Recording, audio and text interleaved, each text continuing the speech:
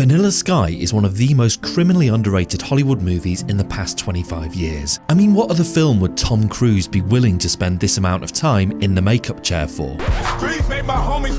Okay, that's also a great film. But seriously, I love this movie, and unlike Tropic Thunder, where Cruz is playing it for laughs and doing a pretty good job by the way, there is something deeply unsettling about Vanilla Sky. From the opening shot in actual Times Square, which is one of the most expensive 15 seconds in movie history, the whole film is based on that well-trodden path of it was all just a dream, or was it?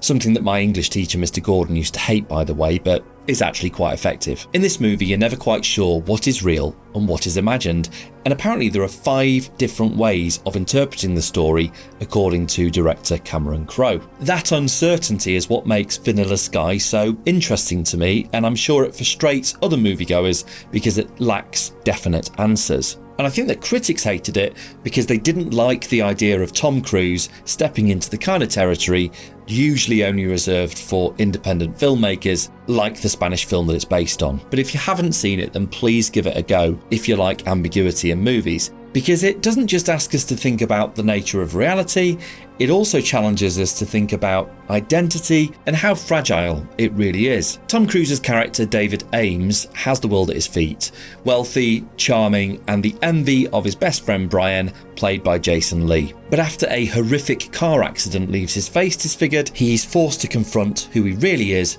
beneath all the surface glamour. And I don't think it's a coincidence that Tom Cruise chose himself to play a handsome but glib playboy who has to reevaluate his life. I think Cruise knows very well what audiences expect of him, and in this movie he uses that to subvert their expectations with a character who's much more vulnerable than they're used to seeing him play. So yeah, Vanilla Sky might not have gotten the love that it deserved when it came out, and it may not be to everyone's tastes, and perhaps that's the perfect reason for you to watch it now, to see what everyone else has been missing out on these past 20 years or so.